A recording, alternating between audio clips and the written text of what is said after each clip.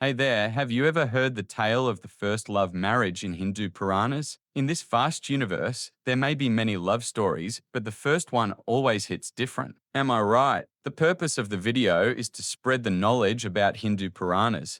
This tale is divided into four chapters. They are Sati's sacrifice, Parvati's divine birth, Parvati's thousand-year-old tapasya, Shiva's final test, Parvati's Shiva marriage, Shiva's final gift.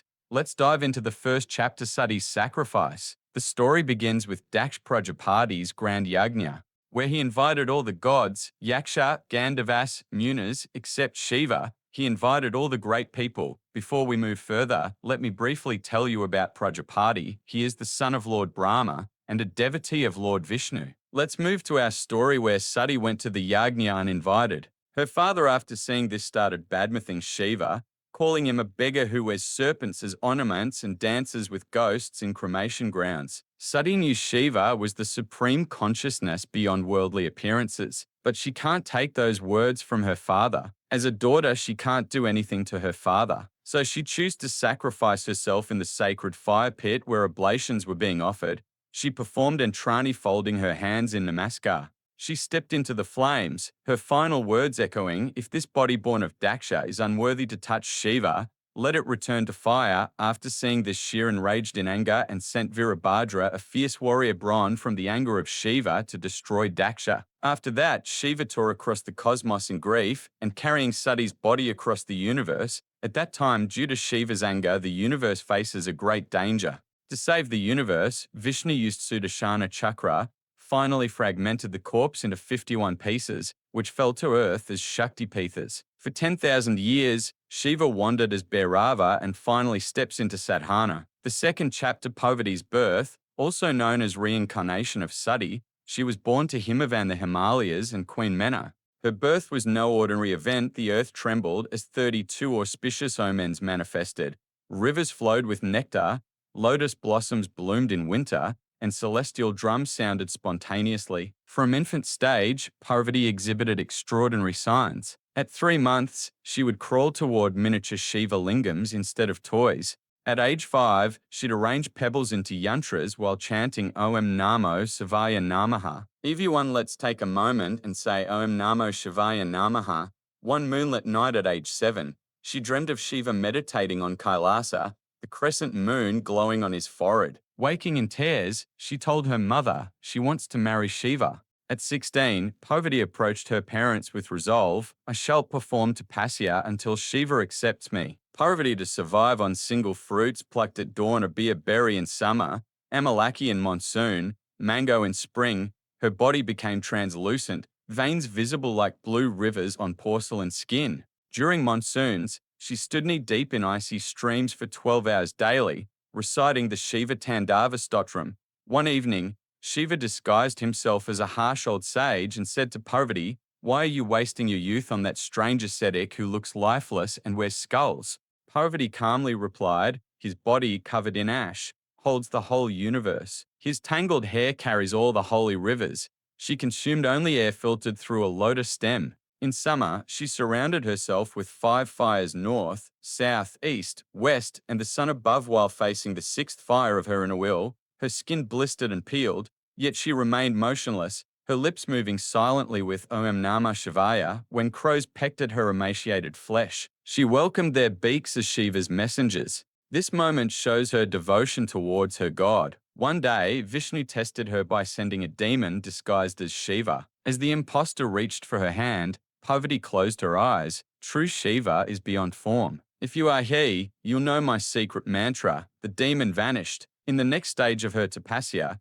she stopped breathing for hours, entering Kavala Kambaka. It means only breath retention. In this state, the yogi does not inhale or exhale, the breath simply stops, effortlessly and naturally. Her heartbeat slowed to 1 pulse per hour. During this phase, Kama, god of desire, came to disrupt Shiva, who was in sadhana. As Kama shot his flower arrow, Shiva opened his third eye, reducing Kama to ashes. At last, Parvati's physical form became pure light. When Shiva finally appeared, her penance wasn't to win Shiva, but to become Shakti, the power that makes Shiva Shiva. Now we entered the 3rd chapter. Shiva's final test. Shiva approached Parvati not as a suitor, but as a stern examiner. Seated on a tiger skin, he questioned her for 40 days and nights. Here are some. Why seek a husband who has no home but cremation grounds, no wealth but snakes, no attendants but ghosts? Parvati replied, cremation grounds are where illusion dies. Snakes are coiled consciousness.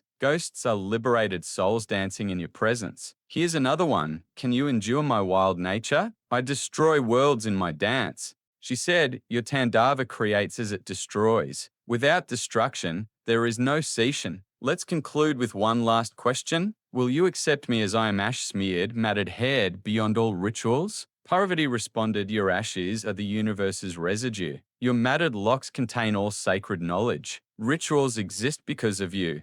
After hearing this, Shiva declared, I shall come not as a king, but as a Bhikshadana. If your family accepts me thus, I'll marry you. Here comes the celestial wedding between Shiva and Parvati. Himavan transformed his kingdom into a cosmic spectacle. Golden chariots drawn by Simhas divine lions arrived from Indra's Loka.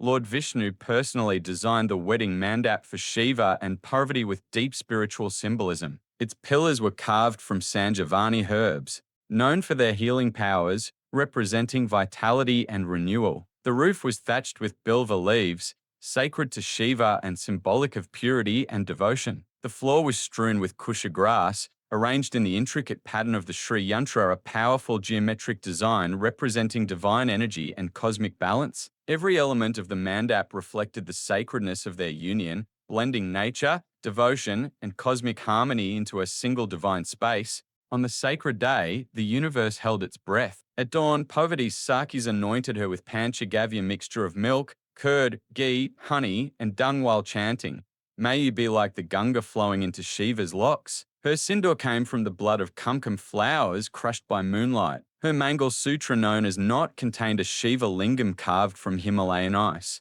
Himavan washed Shiva's feet with Gangajal, but instead of gold coins, he placed Bhasma sacred ash in Parvati's palms, symbolizing her surrender to impermanence. As he gave her away, he whispered, take my daughter, who is none other than your own Shakti. Shiva didn't merely hold Parvati's hand, he interlaced their fingers in Shiva Shakti Mudra, thumbs, forming the Om symbol. The mantra chanted was profound, Yadakani Prad Yate, Tata Devh Sav Sate, means where the bride is given, there the gods reside, as how the bride and groom take 7 steps across fire in every Indian wedding. Shiva and Parvati also took their 7 steps around the sacred fire, and those holds cosmic significance.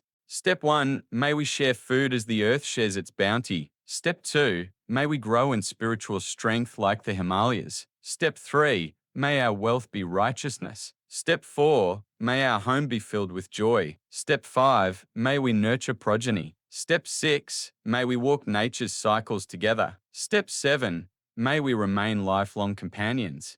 Those lines are taken from Shiva Purana Parvati Kanda chapter 38 to 42. Now we have completed the first 4 chapters and entered the last chapter, Shiva's final gift. Before we dive into the last channel, if you like this story, subscribe to our channel so we can make more videos. Shiva gifted Parvati not jewels, but darshan, revealing his Virat Swarupa cosmic form. She saw the universe within him, stars as pores, oceans as tears, mountains as bones. As the final arti concluded, Shiva and Parvati didn't depart in a chariot. Shiva lifted Parvati onto Nandi's back, but instead of riding toward Kailasa, they became Kailasa, their union manifesting as the eternal mountain where Shiva Shakti embrace forever. This is your host Laxminarayana signing off.